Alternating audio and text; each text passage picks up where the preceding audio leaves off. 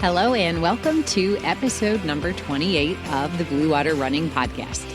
This podcast features and celebrates the achievements of high school and collegiate cross-country and track and field athletes from the Blue Water area of Michigan. I'm your host, Maren, and today's episode features the Wessel sisters, Alannah and Faith, who run for the Macomb Athletic Club for Homeschoolers. Alannah is a freshman and Faith is a sophomore, and both have had very successful and consistent cross-country seasons in 2024. Alannah has claimed 5 invitational wins this fall. She's got a PR of 1907 and was the only freshman to earn all county honors at the Macomb County Championships. She also has a mile indoor personal best of 5 minutes and 36 seconds as an 8th grader. Faith has dropped almost a minute off her season's best from last year, running a PR of 20:09 and finishing right behind her sister for runner-up honors at the Dakota Carnival of Races. Both girls have a very unique perspective on their training and racing as their schedules are individualized. They're not constrained by the hours of a typical school day. Since they do not compete for a public or private school team with a school coach under the MHSAA governing body, they are not eligible to compete at regionals or the state finals. As it's the eve of regionals at the recording of this podcast, it's an interesting perspective both girls have to offer as a homeschool athlete.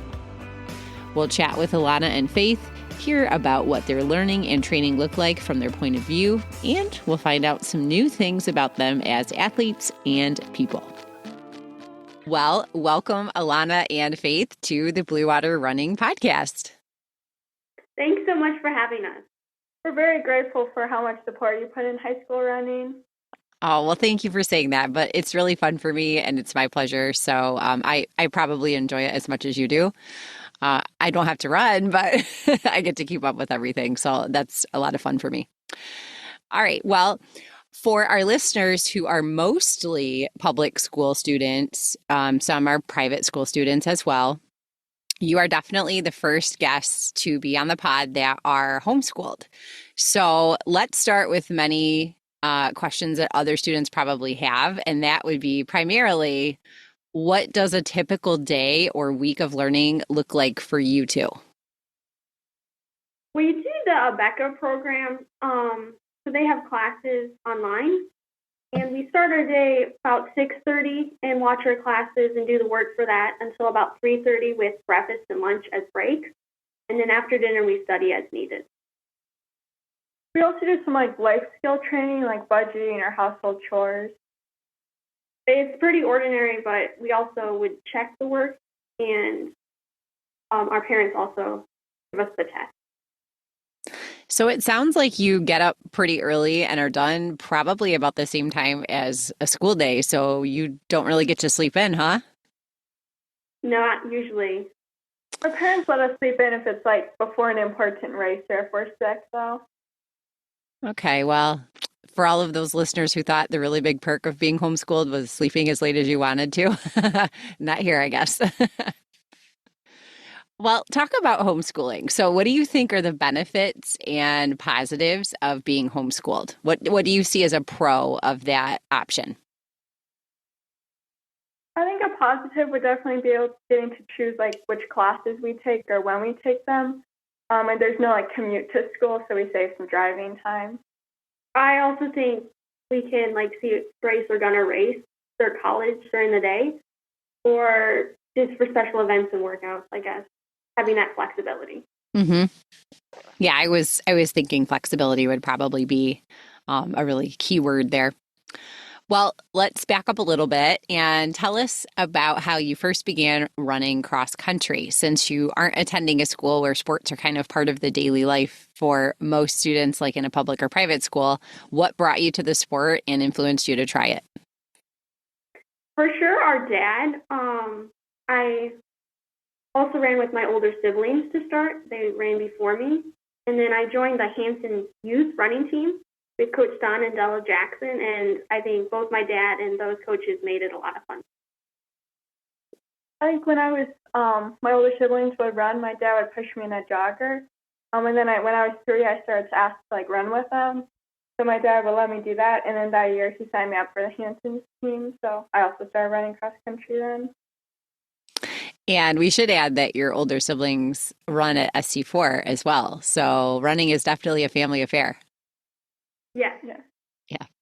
Well, where and when do you fit in your training on a day-to-day basis? Now, I'm assuming the two of you run together, but I could be wrong. So just talk to us about what it looks like for your weekly training schedule.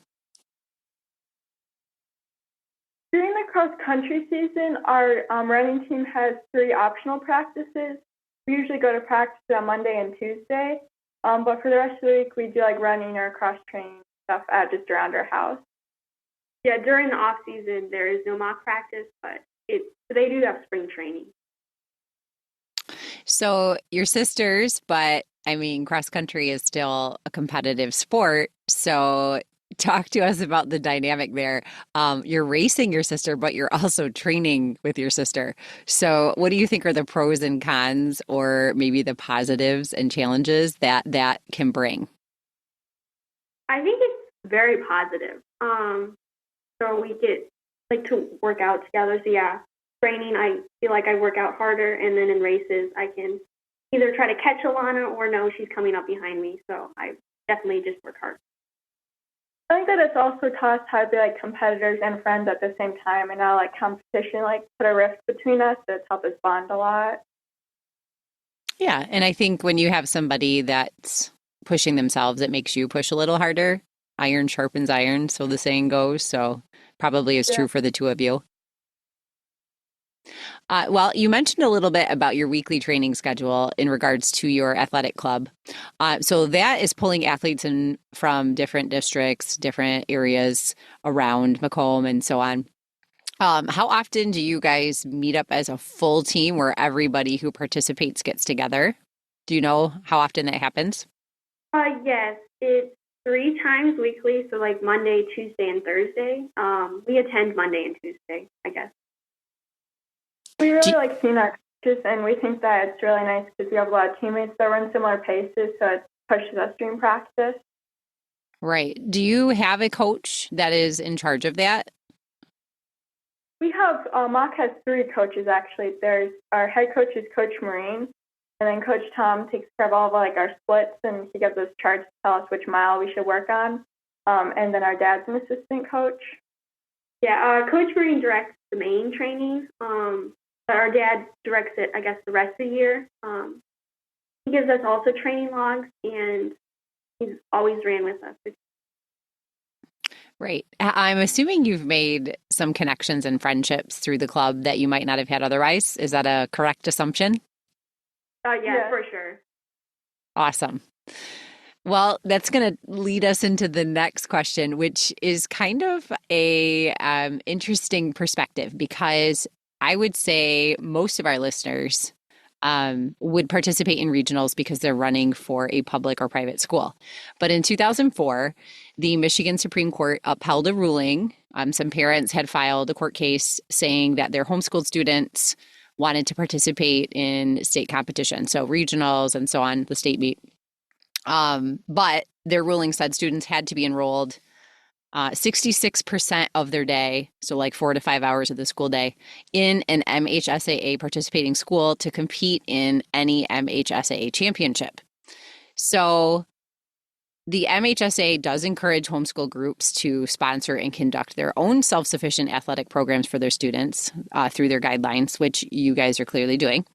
I was wondering, what are your thoughts and opinions about the fact that you can compete all season, you train just like everyone else, you're racing very well, you're a high school aged athlete, but you are not able to participate at regionals?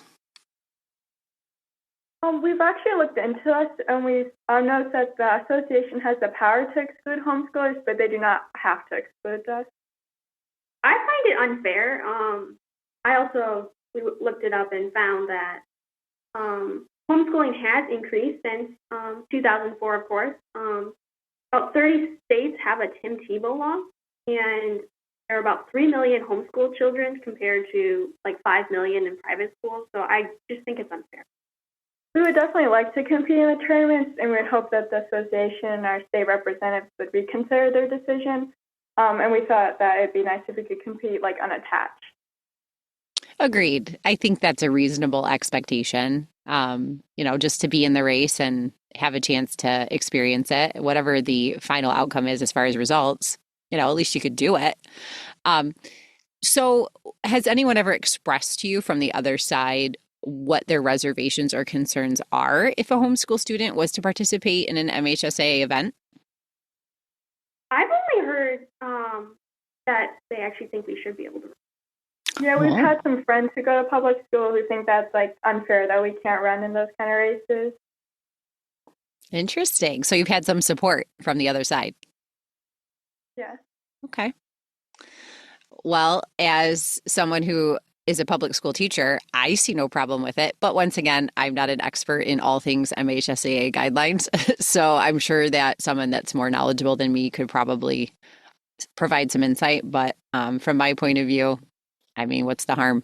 But all right, well, let's shift gears a little bit to your training and things that you do that help you be successful. So we've talked about what your weekly workouts look like. Let's dive into what are some really important elements for you personally. So you could each talk about what works for you and what's best individually. For example, is there any certain workout you really like to do that helps you feel prepared? Do you eat certain foods that help you feel ready to run your best? Do you put any emphasis on sleep or anything else you'd like to mention? For me, it would be consistent cardio and strength training all year, including in season, and building a good base outside of season. I think for me, it'd be using cross training to get extra fitness without a bunch of injury risk. I think that having a healthy diet also helps a lot, which my mom helps a lot with. She buys a lot of healthy food for us. And I think that having my dad trains us and he gives us like training plans year round has definitely helped me a lot. Yeah, for sure. It's nice to have the family on board and be involved and have a good perspective. Well, what's one of your go-tos? So tell me, like, what's a go-to workout that you love or a food that you love or just something that's part of your running routine that is kind of just something that you would consider your fave, or maybe just it makes you feel a little more secure in what you're doing? I have a lot of stuff that I like doing to help me feel prepared. I especially like drinking milk just because I know that has a lot of calcium and protein, which is really important. I also like icing or taking ice baths to reduce like inflammation and help prevent injuries. For me, I've always enjoyed the snack of a PB&J.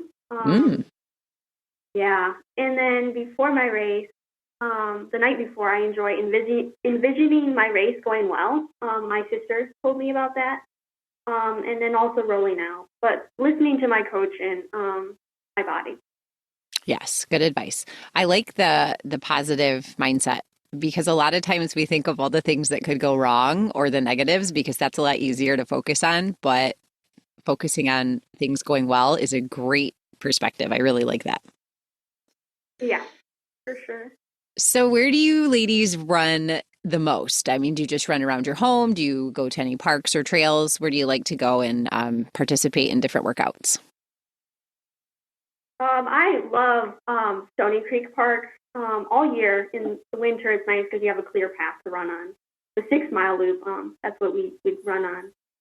And just the different seasons running there is nice. I probably prefer to run around our house. We have we live by dirt roads that are pretty rolling, so it's nice and there's not a lot of traffic, so it's pretty quiet and peaceful. Mm-hmm. Well, what is your favorite thing about cross country? I like all the great competition. Just like there's always people ahead of you that you can be working to catch, and there's always a bunch of people behind you trying to catch you. So it's always nice to try and PR. Well, for me, I think it's the friends I get to make with my teammates, or just kind of making everyone feel important. Mm-hmm.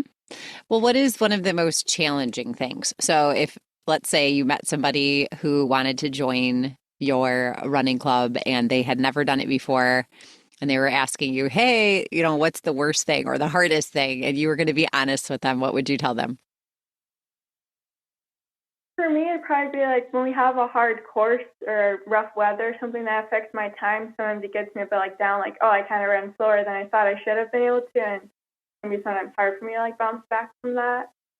For me, I think it's mentally knowing it's going to hurt, but then like the outcome is better than like not making it hurt, I guess. Mm-hmm. Yeah. And I think the more you can prepare yourself for the fact that it is going to hurt, like you just have to inevitably accept it and then go through it. Yes, that's a big part of it.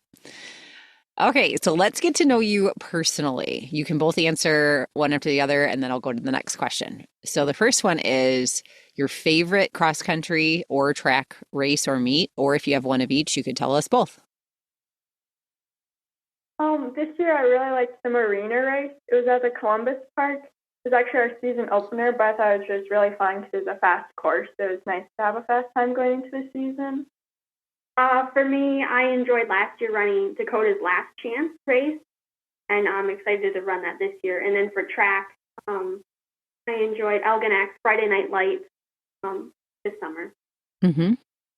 Yeah, Columbus Park wasn't far from my old house before I moved to Armada, and I used to do a lot of my long runs from my house there and then do loops around. And I always thought to myself, this would be a great place for a cross country meet. And they finally started holding them. So it was exciting to see it get the recognition it deserves because it's got some really great features to it. So, Yeah. All right. What is your favorite post workout or post race food or treat? For me, it would be, we have this tradition that we get like ice cream. Mom makes a salad, and then we have pizza, I guess. I would definitely say yogurt and granola. I just kind of formed a habit of having that every day, and that would feel weird if I didn't have it. So it's a routine. Very much so. Mm-hmm. Yeah. Runners get into those quickly. So totally understand. Okay. So favorite dessert. I like a lot of things, but especially like fruit, especially like watermelon when it's in season. It's really good. Mm-hmm. I love all brownies, but I especially like making them. I would make them with chocolate chips, or I've been making mint black bean brownies. Oh, that sounds good. Yeah, I'm a brownie fan too. So any brownie is good to me. All right. So when you're not studying, you're not running, and you have some downtime, do you ladies have a favorite TV show or a movie or music that you enjoy?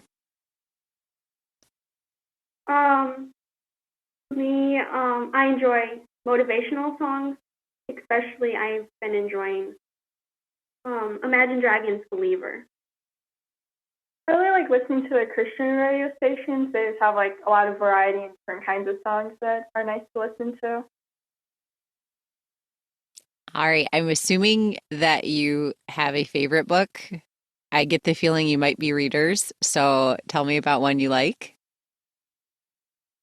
I definitely do read a lot. My favorite book is probably Amazing Racers. I just thought that was a really nice book about a running team. I've read it a lot. So. Okay.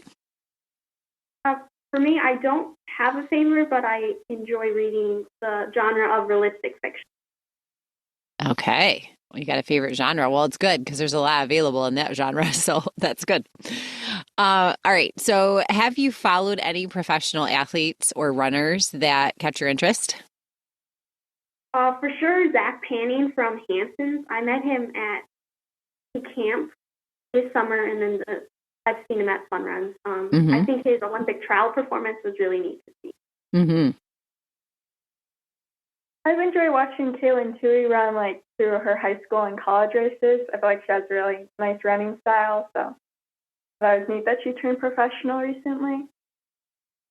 Yeah, it used to be her and Parker Valby going at it. I mean, there's been a couple epic races between the two of them, and now they've kind of gone their own separate ways and are doing their own thing. But I used to like to watch both of them race each other too. I don't know if you've ever seen the race where she caught Parker Valby from behind at the NCAA championships and won. Yeah. Yeah. Yeah, that was pretty incredible. Our kids coach really emphasizes negative splitting and just being patient. And boy, she had that down to a fine art at that race. Yeah. All right, what else do you like to do outside of running and schoolwork? What are your hobbies? Some of my favorite things I like to do would probably be we have a dog. Her name is Joy. and she gets really excited if you ask her to go for a walk. So I like walking her. I also like cooking, especially there's a cookbook called Run Fast, Eat Slow. Mm-hmm. The recipes. For me, it would be reading and leisure outdoor bike riding with like the family and games like Uno Attack or Cornhole, just variety. Mm-hmm. Oh, well, it's good to hear that there are Uno fans out there because I'm the only person in my entire family that likes to play Uno. So if I suggest it, they're all like, no. Okay, so let's talk about if you could travel and you were able to go anywhere in the world and you could take a run, where would you choose to go? And if you could run with somebody, and they could be living today or they could be a historical figure that has since passed away from the past, where would you run and who would you choose to run with? I would run in Tennessee. I've been there and I really enjoyed the trails with my family. I've never been there, but I've seen a lot of pictures of Colorado. I think that the mountains there are a really pretty part of God's creation, so I definitely like to run there with my dad. Mm-hmm. And a lot of professionals run there for the altitude training, so you get two things there with that. I would not be prepared for that. No, I was not either. I thought I was very naive and a little bit, I guess, conceited because I visited there, oh gosh, I don't know, maybe 10, 15 years ago. And I thought, oh yeah, I've run marathons. I'm in good shape. Oh no, it did not matter. Yeah, you have to live there for quite some time to really start to feel like it doesn't affect you anymore. Well, what is next for you ladies? I know that a lot of our athletes that listen are competing at regionals this weekend. Do you have any other meets that you're looking forward to running before your cross-country season comes to an official end? We actually have 2 more meets. Our team's been invited to run in the prom race after regionals, which is tomorrow, I believe. Okay. And then on Tuesday, we have the Dakota Last Chance race. So that'll be our last race. Yes. Our runners are going to be at that one as well. So where are you running the prom race? Are you doing that at Columbus? Yeah. Okay. All right. Well, excellent. So you can kind of be part of the vibe of regionals. That's good. Well, I am really excited to have both of you on. I think it's great to hear runners of all different perspectives. We have one thing in common, and that's we love to see people succeed and to enjoy cross country and track and field, no matter where they go to school or where they're from. So I appreciate you giving us your point of view, and I look forward to see what you two do next. Thank you for having us. Thank you for encouraging runners like us. Once again, thank you so much for tuning into today's Blue Water Running podcast. I can't wait to feature more cross-country and track and field athletes from the Blue Water area, so stay tuned because it just might be you. Coverage on Blue Water Running is sponsored in part by Elite Feet of Port Huron. If you need running shoes, spikes, or apparel, they have a friendly and knowledgeable staff to help you find just the right fit, and they're big fans of running too. They are located at 327 Huron Ave in downtown Port Huron. If you are interested in sponsoring coverage or partnering with Blue Water Running as an advertiser to reach and support local runners, please reach out via the website, show notes, or social media channels. If you enjoyed today's podcast, please share, subscribe, and leave a review. You can find the Blue Water Running podcast on Apple Podcasts, Spotify, Amazon Music, and any other major media player. You can also ask your smart speaker to play the Blue Water Running podcast. If you have an idea for a great topic or guest that you would like to hear about, feel free to contact me through the website links or show notes. You can follow Blue Water Running on Instagram, X, TikTok, Facebook, and YouTube. You can also find me and athlete reports and articles at www.bluewaterrunning.org.